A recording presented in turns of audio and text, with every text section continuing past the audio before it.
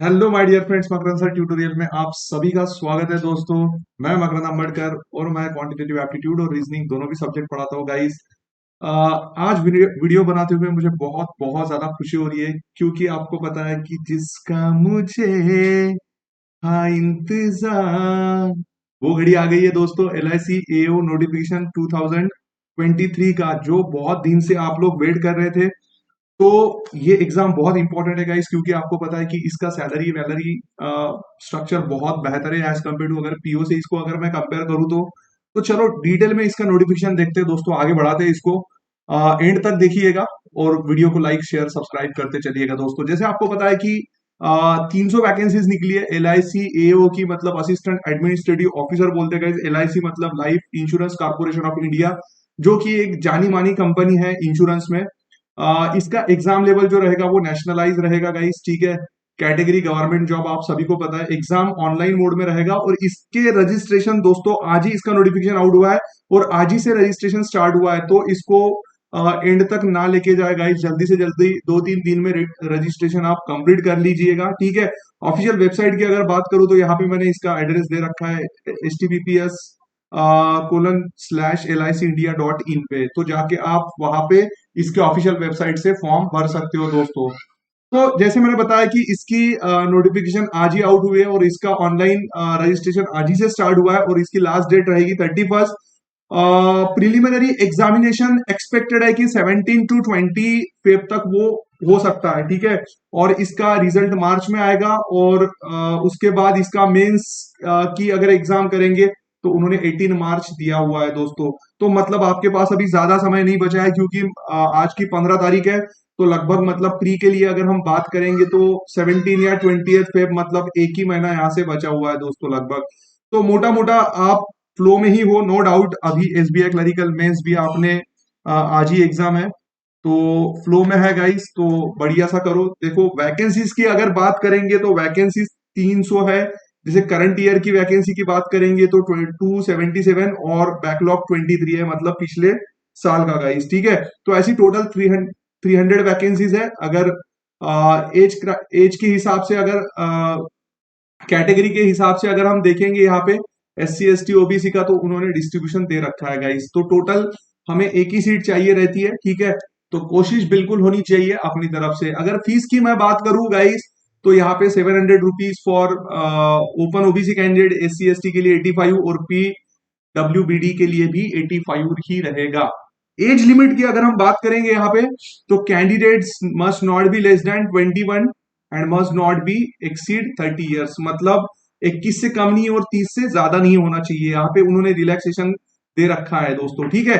तो age relaxation की अगर बात करें, एस सी एस टी को 5 साल मिलता है, जनरल को कोई रिलैक्सेशन नहीं होता है। ओबीसी को 3 साल, पीडब्ल्यूडी के लिए 10, PW D S C S T 15, मतलब ये सारी चीजें दी हुई है। PWD OBC 13 years, then ECO SSCO, then guys L I C employ के लिए यहाँ पे रिलैक्सेशन 5 ईयर्स का दिया हुआ है, ठीक है। तो ये जब भी आप फॉर्म भरते हो तब नोटिफिकेशन में ये सारी चीजें दी रहती है। नेक्स्ट है एजुकेशनल क्वालिफिकेशन।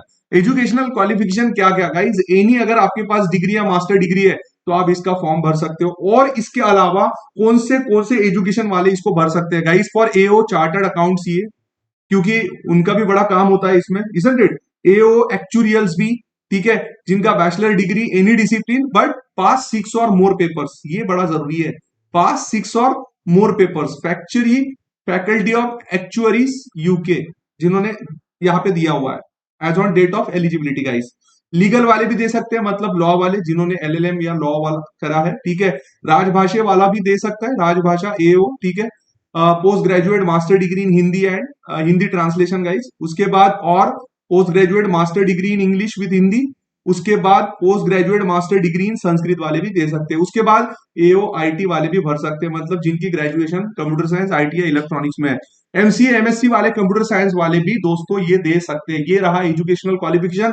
नेक्स्ट बात करते हैं सिलेक्शन प्रोसेस की। सिलेक्शन प्रोसेस में अगर देखा जाए तो प्रीलिमिनरी एग्जामिनेशन, ठीक है, ये फेज 1 होता है इसका, मतलब जिसको प्री बोलते हैं हम, फिर mains phase 2, and that is what followed by interview and pre recruitment medical examination, मतलब pre recruitment medical examination, recruitment के पहले इनका मेडिकल एग्जामिनेशन होता है guys. Mark obtained in the mains examination and interview will be considered for the final merit list. मतलब mains के और आपके इंटरव्यू के मार्क ही कंसिडर किए जाते हैं फाइनल मेरिट लिस्ट के लिए। अगर एग्जाम पैटर्न की अगर बात करें, नेक्स्ट पेज पे लेके चलता हूं गाइस, प्रिलिमिनरीज एंड मेंस में, तो यहाँ पे डिफर क्या करता है, मतलब बाकी एग्जाम से ये एग्जाम कैसे डिफर करता है गाइस, ये समझना जरूरी है थोड़ा। तो यहाँ पे ये जो एग्जाम है, ये प्री जो एग्जाम है, ये 20-20 मिनट का है, जिसमें रीजनिंग, न्यूमेरिकल एबिलिटी और इंग्लिश। तो गाइस यहाँ पे ना इंग्लिश वाला जो सेक्शन है, ये सिर्फ क्वालिफाइंग नेचर होता है, ठीक है। तो ये क्वालिफाइंग नेचर होता है। क्वालिफाइंग मतलब आपको जितना भी कट ऑफ डिसाइड होता है, मतलब जितना भी क्वालिफाइंग लगता है, वो आपको पास होना है। बस रीजनिंग और मैथमेटिक्स के ही मार्क्स, मतलब न्यूमेरिकल एबिलिटी के मार्क्स ही कंसिडरेशन में लिए जाते हैं। यहाँ पे भी सेक्शनल टाइमिंग दे रखा है, जैसे 20 मिनट बाद पर्टिकुलर सेक्शन लॉक हो जाएगा। न्यूमेरिकल एबिलिटी की बात करें तो वहां पे भी वैसा, और इंग्लिश के लिए भी वैसा। बट यहाँ पे English is of qualifying nature pre exam की अगर बात करेंगे तो।